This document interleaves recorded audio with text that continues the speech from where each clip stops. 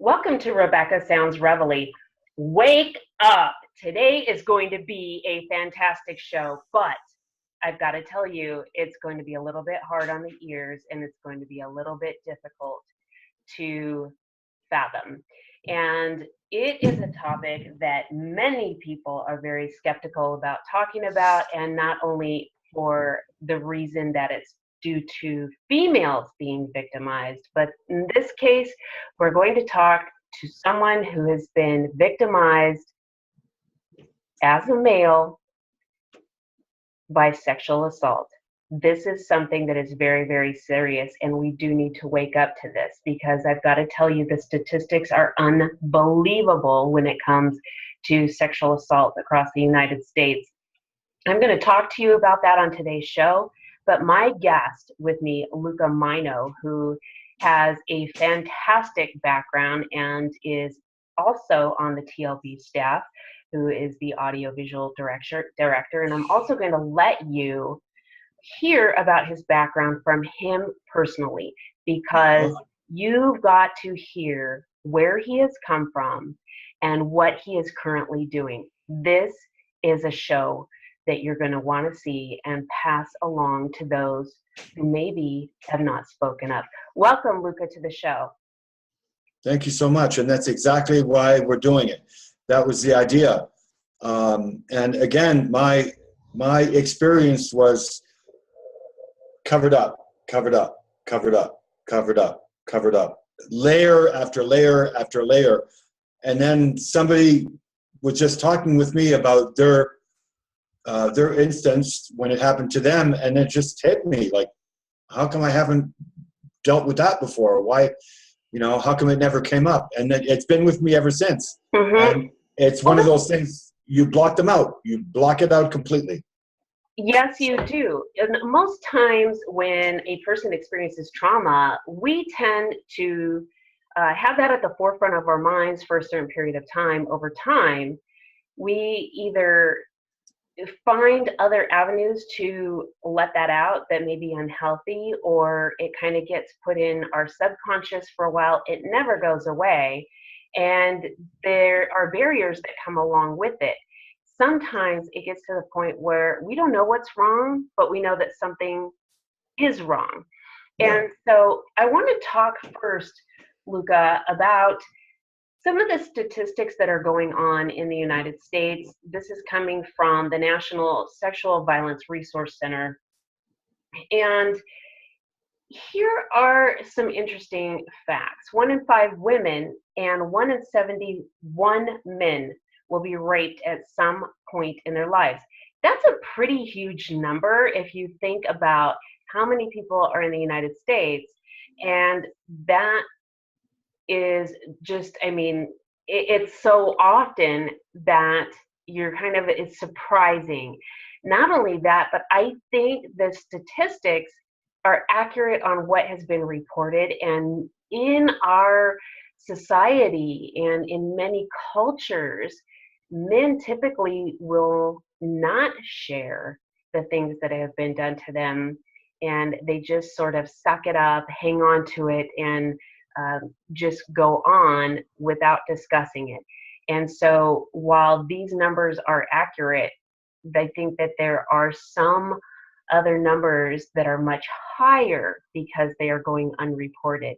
It also says that 46.4 lesbians and 74.9 bisexual women and 43.3 heterosexual women reported sexual violence other than rape during their lifetimes, while 40.2% gay men, 47.4 bisexual men, and 20.8 heterosexual men reported sexual violence that were other than rape. Also, and there's some interesting things going on here. Nearly 1 in 10 women have been raped by an intimate partner in their lifetime, including completed forced penetration, attempted forced penetration, or alcohol, drug, facilitated, completed penetration. And approximately 1 in 45 men has been made to penetrate an intimate partner during his lifetime. Now, I also found and discovered while I was looking up some statistics that they have found in another study that it was something like 38% of women had actually been the perpetrators on men. So this is also very, very interesting. To go with this, 81% of women and 35% of men were reporting significant short-term or long-term impacts, such as post-traumatic stress disorder. And I mean, this is huge. But let's talk about what happens in the childhood real quick. And 1 in 4 girls and 1 in 6 boys. I mean, this is unacceptable to have any number there, period. But they'll be sexually abused before they're 18 years old. And 34% of the people who sexually abuse a child are family members. And this goes on and on with all of the different statistics that are out there. This in itself is enough to just be mind-blowing and saying, wait a minute, why is this happening, period. But people who really want to overcome the different challenges that they're facing, sometimes they really need to speak out, to let go and have all of that burden taken off of them. And many people, Luca, are so nervous and scared about sharing it because they are afraid of the reaction that they're going to receive from family members or from the perpetrator themselves. So let's talk for a minute about what happened that brought you to be on the show today. Well, a lot of things, and I can even attribute to what you were saying earlier. I can even add to what you were saying earlier because I think in our field, the things that we look at and the things that we're learning about in our field, it's very obvious that the government doesn't care about the people. It's very obvious. And this is what happens when parents don't care about their kids. It's exactly the same thing. Kids don't, they're not cared for. They can do whatever they want. They can go out and do whatever they want all night. They don't have to come home. When parents don't care about their kids, that's what happens. This is because, and especially, I wish I had the statistics in front of me for the First Nations suicide rate, alcohol rate, unemployment rate, sexual assault, rate. The statistics are mind-blowing, even more in Native American communities. Why? Because they don't care. The government does not care about the people. And as soon as we wake up to that, we'll find out. The other thing is shame. I noticed that when I came out with my story, I shamed my parents. They were so embarrassed by it. It was like, oh, no, shut up. Don't. Not only did they shun me, but when I went to tell them, and they went to speak to the perpetrator, we went to the police station to talk to them. I get this little pat on the head from the captain of the police station. And on the way home, my father didn't even wait to be home. He looked at me in the rearview mirror while he was talking to me, and he said, you really should, stop lying and stop making things up like that just for attention from us. So not only does it happen, then you get the shame of it happening, but to have both your parents actually say, I say both because my mother didn't really react to anything. They're actually calling me a liar for saying it. They said that I made it up. My sister had told me 2 days before that, amazingly enough, about homosexuals. I was 11 at the time, between 11 and 12. I can't really figure out the year exactly, because I blocked most of my childhood out because of my dysfunctional family, violent father who thought I was always, not good enough or not doing as good as everybody else. And, it was just one of those things. The teacher keeps telling the kid that they're stupid. The kids end up believing it. Right. So,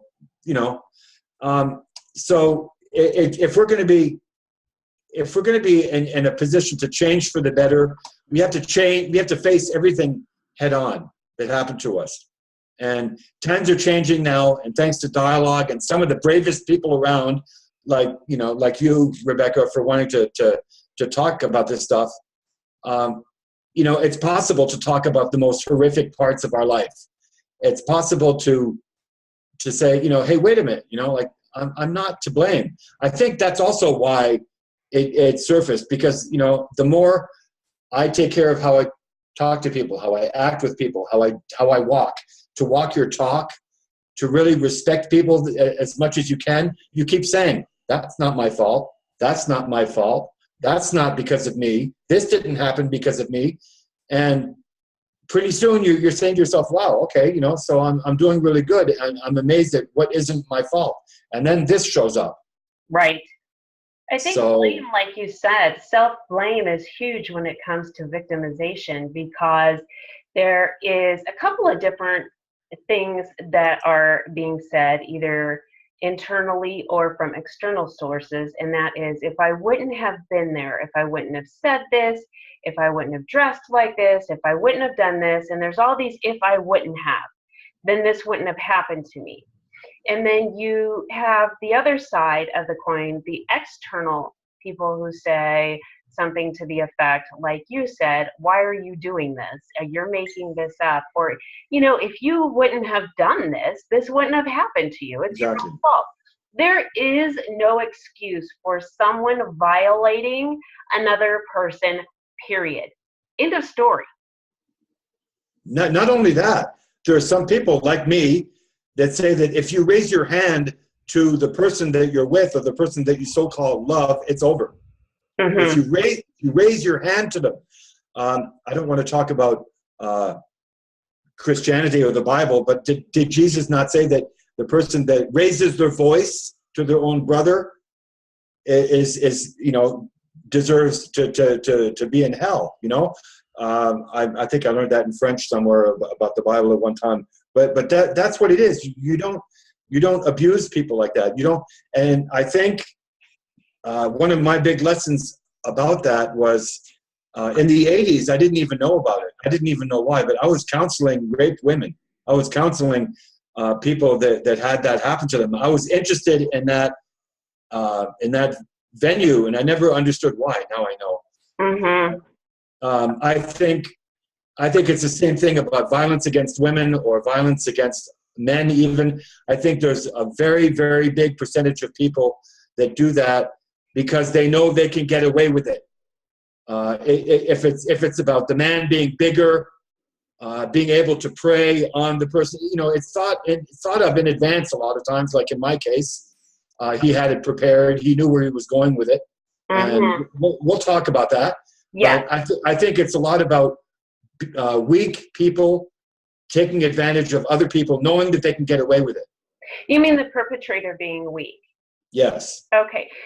I would say that the domestic violence cycle is really very close to this, because that is when it comes to family members, because even a young child has to feel that something isn't right when certain parts of their body or things like that are being violated.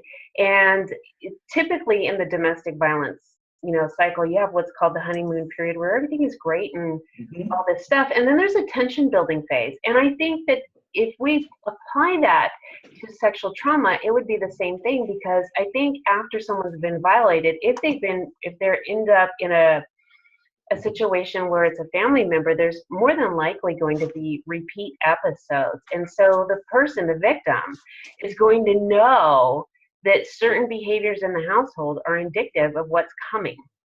And then the event happens, and then the perpetrator apologizes or buys gifts or does everything to make it right so that they can victimize the person again. And so that is one part of it. The other part is that when you have an aggressor, which is the same as a perpetrator, that person has to have power and control over their victim. Mm-hmm. And there is many things that they can do to achieve that, from isolation to threats to a number of different things. But nonetheless, it still happens. So it's very interesting that we are going to be talking so much about this today, because we typically look at this as a female victimized issue. And while the statistics that I mentioned earlier are pretty, I mean, unbelievable, because we know that men don't report it as nearly as often, I really think that the statistics are much higher. So may I ask you, was this committed by someone that you knew? Are you allowed to share that with us? I can explain it as graphically as you want. Okay. It doesn't bother me a bit, because it has to be. It has to be told. This guy was not. Maybe he was homosexual, but he was. How can I say that? He was looking at pornographic pictures, men and women making out, men and women making love. When he accosted me, when he came up to me, that's how it happened. Basically, he was across the street from where we used to live. Okay, so it was someone you knew. Yes, it was in Geneva, Switzerland, when we lived there. Okay. And the guy lived. There's another part to it, Luca, is that family members or someone you know are usually the perpetrators. It's very, in comparison, the random events they're just not as predominant as a family or a friend. And but I didn't know him. I didn't know him. He didn't know me. Okay. No, it was one of those. He had a store directly across the street from where we lived. Okay. And it was a plastic model store that I used to love going into and watching it, and watching the new things coming out. And I had my allowance with me, and I remember that day it was the Honda 750. If you remember the Honda CB 750, the model package is about this big, and you put the model pieces together, and you end up having a beautiful bike. Well, I was really good at it, and there was no glue showing. I was really good at what I did. And I came in that day, and he was looking really weird. He was looking like, he was sweating, or he was nervous, or something was not right with him behind the counter. And this is something that you should know. When you walk in, there's the counter right in front of you. Okay. So he's behind the counter on the other end, on the other side, and he sees everybody that walks in. I went in there, and he told me to come behind the counter right away. And he was looking at these pornographic images in the book. And he wanted me to excite him. He was saying, come on over here, and hold the book for me while he did what he had to do. Right. And then that wasn't enough for him. I had to hold the book and help him out. And then pretty soon he had his arm around me, and I was 11 years old, he has his arm around me, and he pushes me to the ground. So now I'm under the level of the counter, and I'm already full of his semen on my hands, because he ejaculated several times, and he wanted me to put it in my mouth, and that's where it was going. And lo and behold, ding ding, a client comes in the door. And he kind of pushed me to the ground, and I asked him politely if I could go wash whatever, because I was in shock by then. And that's how it ended. It ended that quick. And I was, quote, lucky, unquote, I guess, in my unfortunate situation. I understand. But, it's something that we shouldn't be afraid of talking about. It's something that we should understand that was not our fault. That's right. In that movie, and I love to use movies as examples, in the movie Good Will Hunting. Okay. When you have, I don't remember the names offhand. When you have Robin Williams looking at the star of the show, Damon, what is it?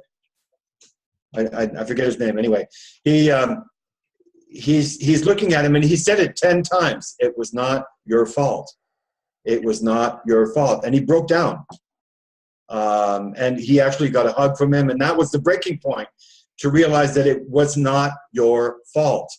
And a lot of times, most times when people come out of heavy things like that, it wasn't their fault.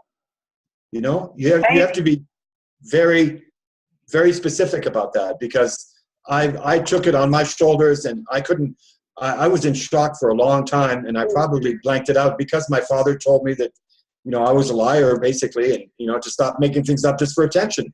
Right. You know. I would have to think at 11 years old, a young man is just starting to come into adulthood. And when a situation like this occurs, it's got to be very, very confusing. For many reasons, not only the blame factor, but what direction they're headed in, whether they're going to even have a relationship at all. What's at that point normal or right? Because our boot camp for relationships is what goes on in our own home. If we're exposed to something outside of that, unless our parents have really talked to us, or we have been educated in some way, shape, or form that there are certain things that are extremely inappropriate, even though we know instinctually that there's some type of violation, I think there might be some question, is this normal for people when they get older? You know, Yeah. there's got to be some very confusing things that are going on at that time. And then to carry that burden, because I mean, that is really challenging. And then you tell your parents, hey, this happened to me. Then you go to the police department. I mean, there's a lot there that people are very, very afraid to face, because it's humiliating. Especially my father, with the position that he had, you know, teaching in a medical school, second, third, and fourth grade students. I mean, you know, he's right. So I think that I was fortunate enough, because of the way I grew up. I had too much of my mother and not enough of my father. So I was like oversensitive, or hypersensitive. They have such nice labels nowadays. You can even take a drug for it, but it's, you know, I've worked on my sensitivity so much in my life that it actually paid off. It really did. And maybe this is the beginning of me unlocking the mysteries of my past that, you know, my sister tells me all the time when we talk. She says, you don't want to remember anything. I told her I don't remember very much of my childhood. She said, you don't want to. She said, I remember stuff I won't even tell you. So. And, you know, it's really interesting, because the way our mind works, when, you know, we have something to process, the processing isn't always the same period of time. Sometimes it takes many years to get to the point of being able to process things that were traumatic. And to come from a dysfunctional household where many things could have happened in addition to this type of significant event, yes, I can understand where you're coming from completely.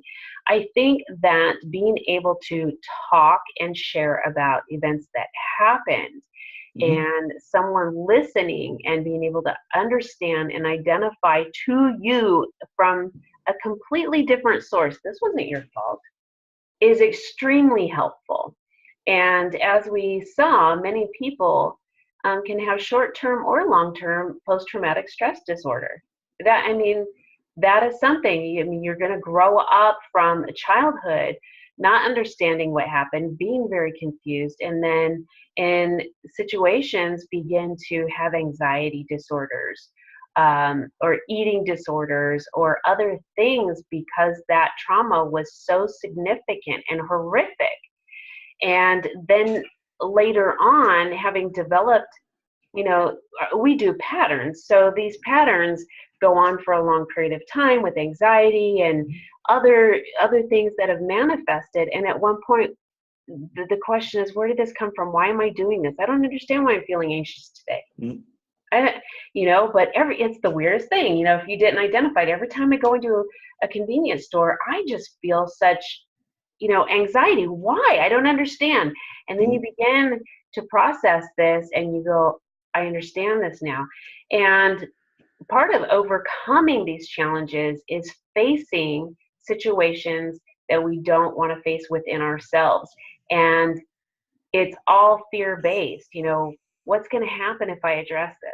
Am I going to relive the pain all over again? Exactly what I was going to say, because I think the more as a matter of factly that the person talks about it, the easier it's going to be to address it. And that's one of the things that, I can talk about it all day long. I'm okay with it. I know it had nothing to do with me whatsoever. Yes. So, and I think when it comes to men, I think because we have trained them from a young man saying, okay, suck this up, don't cry about that. And men generally don't talk as much as women anyway. We don't, want men tearing up and being as fragile as a woman is. They have to have this persona that they're strong, but they're human, and we all are human, and we're all subject to the emotions that we've been wired with, and that's normal, and it's okay to talk about it. I think there's another stigma surrounding the issue if a male is to expose that he's been touched by another male, and that is, if he is heterosexual, he's going to almost feel that people will assume the opposite because of what has happened to him. And we shouldn't be concerned about what other people think. We need to be concerned with how to heal our internal emotional and intellectual trauma that has happened to us. And there's physical trauma that goes with that as well, because I think in some respects that can really cause issues where there's so much anxiety surrounding certain things that a person can't feel comfortable in certain relationships.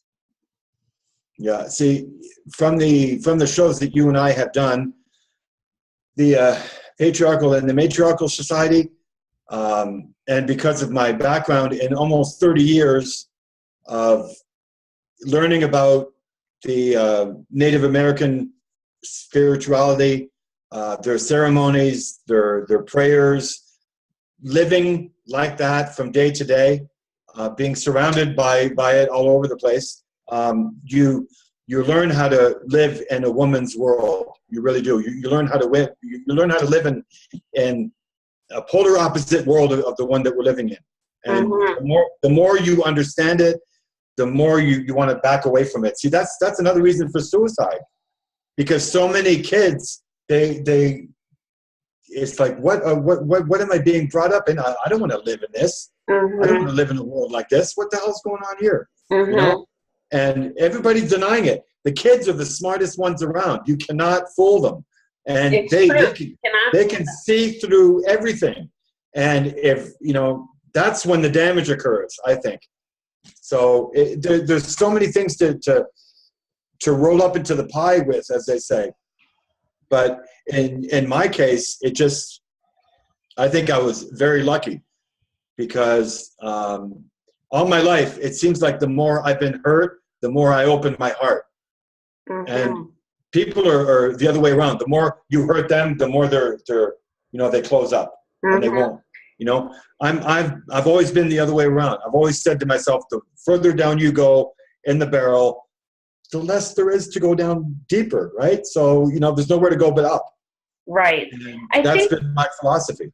What is really good about what you are sharing is the result in your perception that you can make something good come from what has happened. And I think this is a very crucial part of healing. Yeah. And so from there, Luca, after that event, did you just continue to move forward in your life from that point, or were you able to find resolve in the area that you're at right now through the traditions and through the culture, or were there other things that were helping you move in a direction where you said, okay, it's time for me to speak out? And share the message so that other people aren't hurt. How did you begin to start healing from this?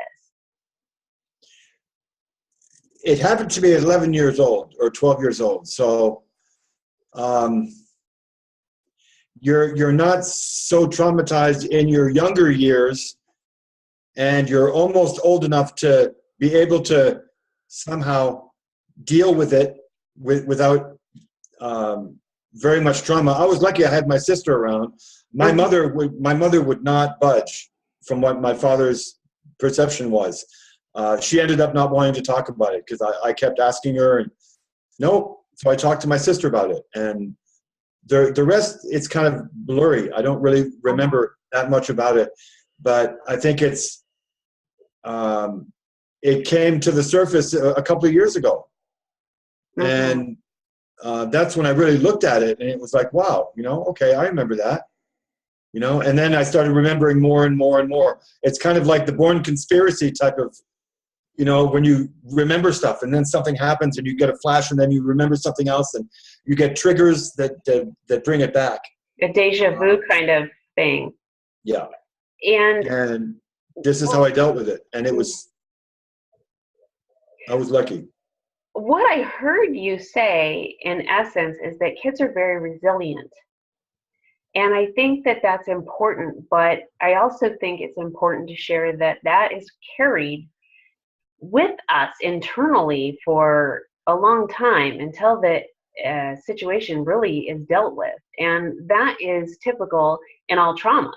If we don't deal with it and we stuff it down and down and down, and we choose not to look up, our life really will show that downward spiral. I mean, there are a lot of successful people who have moved forward, but there may be an area in their life that is a real challenge for them. And as you have grown, you have come across other people who have also been sexually assaulted, and you've been able to help them. Mm-hmm. Yeah. I'm wondering, from your perspective, as you were helping them, did you feel like maybe that also was helping you move through whatever was happening within you? Absolutely. Mm-hmm. Absolutely. Mm-hmm. But you opened up a little bit of another can of worms there when you were talking about parents and kids growing up, because what I'm seeing now is children being used by their parents as tools and as weapons when they fight adult wars between themselves. Okay. And this is all I'm seeing. Kids are just being used deliberately by the parents. They're not being cared for. They're not being loved as much as they should. Mm-hmm. You don't even raise your voice to a person that you love around your kids. Can I talk to you in the bedroom a minute? Right. Right. These kids are being, subjected to being yelled at in the car, seeing their parents beat each other up physically, mentally. I don't know what's worse, So I think that has a lot to do with it.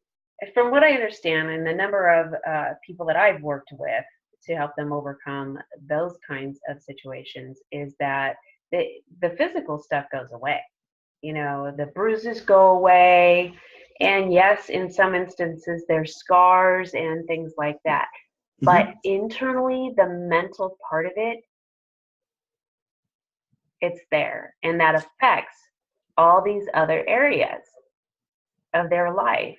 And I am really impressed that you, as a male and someone who has been very successful in the things that they have done, I think it's time for you to share with the audience all of the things you've accomplished, not only with TLB, but being a speaker and so on and so forth, and the types of topics that you speak on, to really come out and share this message so that it will help other people.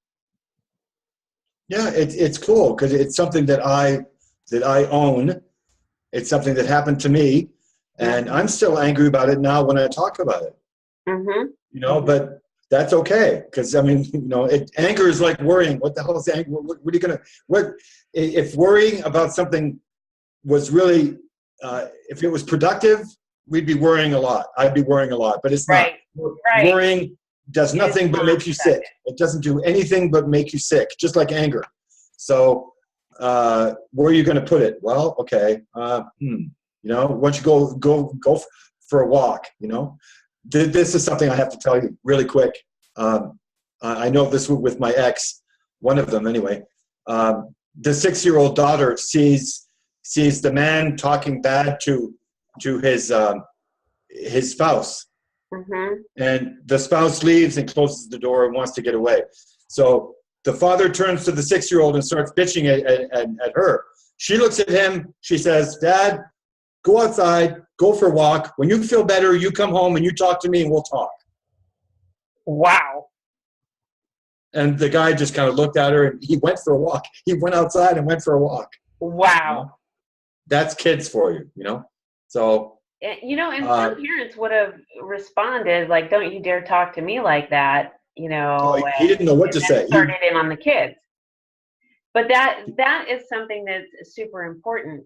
Let's talk about, Luca, where you've been now. You've been a speaker in schools, and talk to me about the topics that you have spoke on. Very unpopular.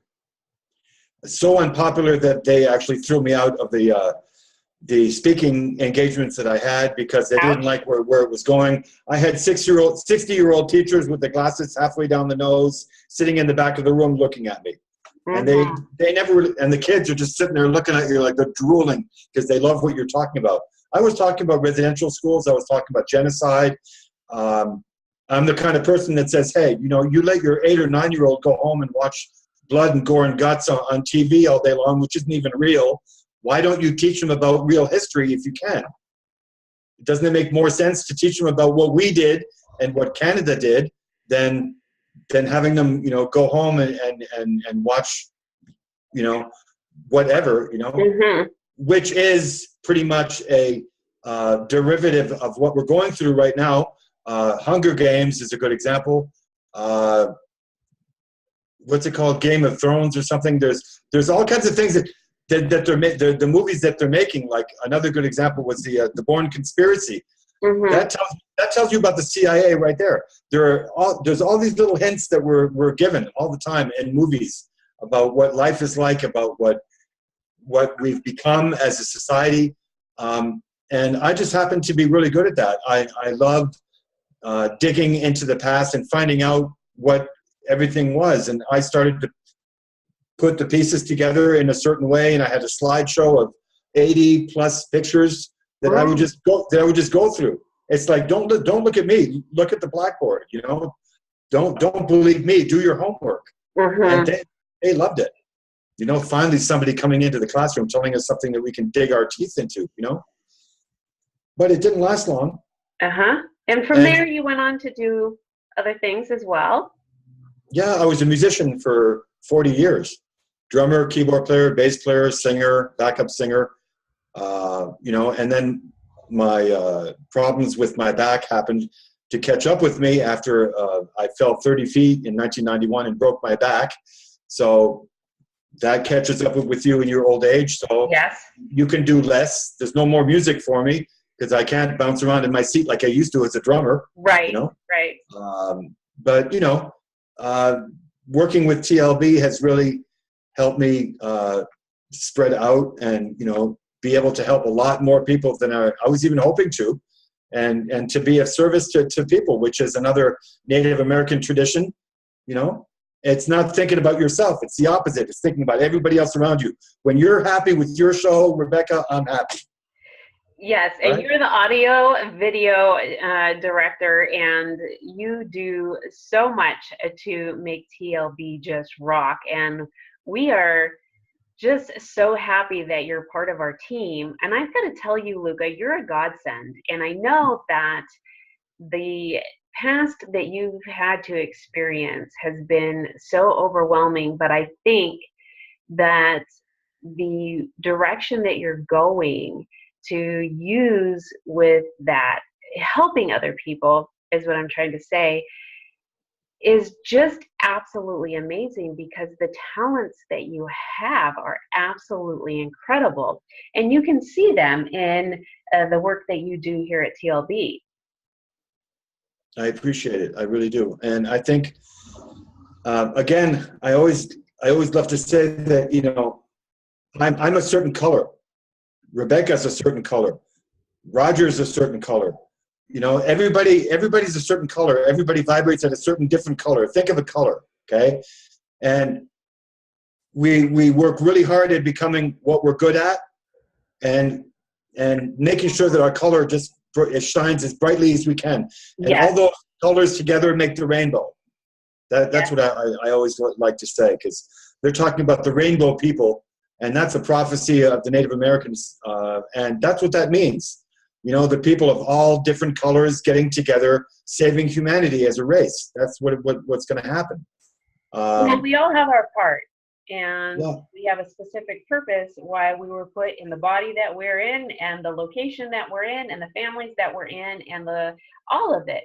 And so I think for us to fulfill the purpose that we've been placed here to do, is to take all the situations that we have been exposed to, both the healthy ones and the unhealthy ones, and put them together and find a way to give back to others so that they can learn and fulfill their purpose. And it's just very amazing how all of us together really complement each other. It's very, very interesting. You know, my weakness may be your strength, and your weakness may be my strength, but when we put it together, we make something that just is very magical and very helpful to others. And those are the kinds of things that I like. I know that this has been a little bit difficult, a lot difficult for you to talk about today, as you shared that it does bring anger to the surface. And I want to just thank you so much, Luca, for being able to share that today, because the goal is to have your message be available to someone's ears who really needs it right now, and they can say, you know what, it's time for me to move forward from this particular issue that I've experienced. And I think that by talking about it as a man, and from the perspective that you have already shared, I think that it will not only be helpful to other men, but women as well. Because if a man can come forward, then we should be able to as well. And I know that the biggest challenge for a lot of people facing trauma is going to someone that they love and care about and sharing it, and then also to law enforcement, because I mean, it's a huge fear of what's going to happen. And then do I have to retell my story on stand and people not believe me and all of this? But what? It's horrible. Yes, it is horrible. I don't know what I would have done. I don't know what I would have done. I'm almost glad that it ended that way, because, you know, to go into court and to have to, you know, you're going, now that I understand it, I can see that it's not a system that's made for the people. The judges of the court will do what the government says for them to do. You know, it's not geared for the people at all. But there's something I just those guidelines, Luca. But what I really want to share is, no matter how it comes out, it needs to be done, and it's very difficult. But once that situation has been followed through with all the way, whatever the way it, I mean, in your situation, you were very fortunate that it didn't manifest itself because of your own personal concerns about it. But there are some that will need to follow through, so that not only they are not victimized again, but other people are not victimized from that perpetrator. Once it is all said and done, and that in itself can be kind of another trauma, and we talk about it and we're able to move through it, this is where the healing begins. And there is no question left about what I need to do, because you've already done that. And so this is something that, like I said, I think is going to be helpful to both men and women alike. And it doesn't matter what gender you are, what type of orientation you have. If you've been victimized it's something that is very important to share with someone else. As we talk about it, healing begins. Yes. And you can gain reassurance from someone who is supportive of you, and you can also get the support either just to keep talking about it. You can get the support to go to therapy. You can get the support if you need to follow through with law enforcement. But talking about it and getting it out is the first step, because sometimes just that alone will allow us to realize that, oh, hey, I'm not to blame for this. Just hearing yourself talk about it is kind of like, well, if I were sharing this, if someone else were sharing this with me, how would I respond? Oh, no, you're not at fault. No way. Not at all. I think one of the biggest things that helps the most is to get toxic things and toxic people out of your life. Agreed. I think that's probably step one. I agree with you. Because as soon as you stop fighting other people's battles, as soon as you stop being a participant and actually enabling other people and their drama, once you get out of that drama, then you have time for yourself, and you're going, oh, hello, self. Nice to meet you. You know, I don't remember last time we met. You know? And this is why I think that men should be alone. After a relationship breaks up, I think men should be by themselves for at least a year. Mm-hmm. You're not the only one who recommends that. There's therapists out there, and even Dr. Phil has said, you know, it feels so good too. You need to do that so that you can heal and become healthy again. It sounds corny, but if you don't love yourself, you can't love other people. It sounds corny, but it's really true.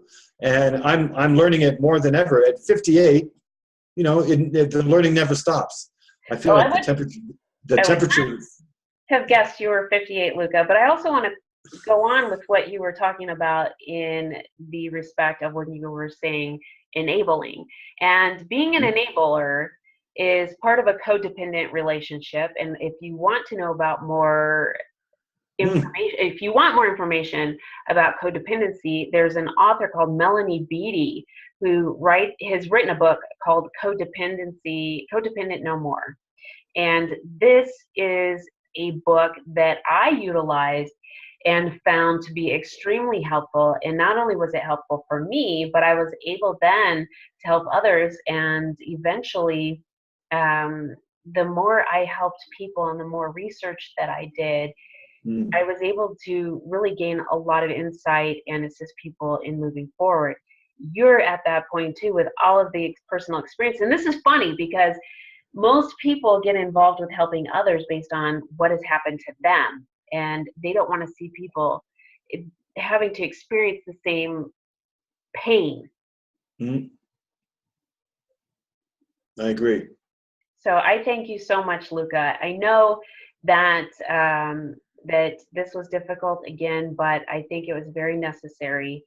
And like I was saying, the temperature went up about 200 degrees since we've been talking. But, you know, well, it produces anxiety talking about trauma. It absolutely does, but each time it will become less. And so when you talk about it again, you'll probably experience again, and then it will just be a little bit less than it was this time. But it's important. And what I'm wondering, Luca, is what would you recommend to a person that is watching this show and wondering who they can talk to about it if they don't feel like there is someone close to them?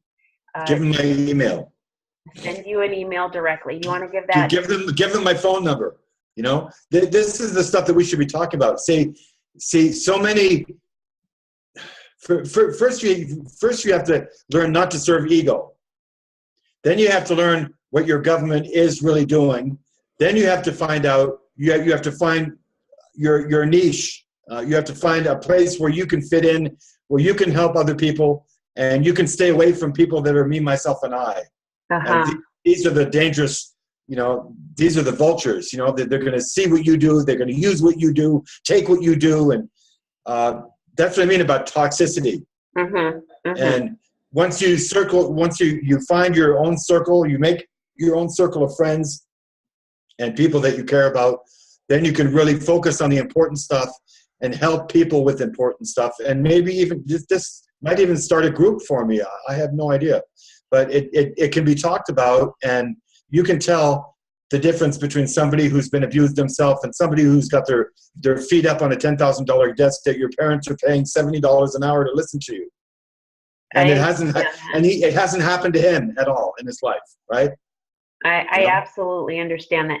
So what I'm going to do, Luca, is share with the audience your email information and let them know that you are available for assistance there. So I want to thank you again for being on the show, and I want to thank all of you out there for watching. I hope that this show today has been informative for you, and that you will share it with someone who you may not even think that has been victimized. Share this with as many people as you can. This is an important topic, an issue for people that really needs to be addressed.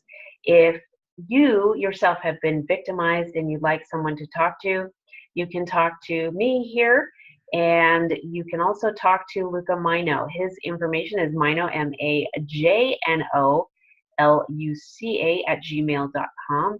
My email address is Rebecca Mahan, REBECCA MAHAN @publicist.com.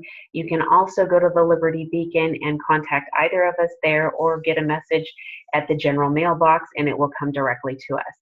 I want to thank you again for watching. I know that this show has been a challenge for many of you, and it is very, very tough to talk about. Thanks for staying with us, and we look forward to having you watch and share another episode of Rebecca Sounds Reveille.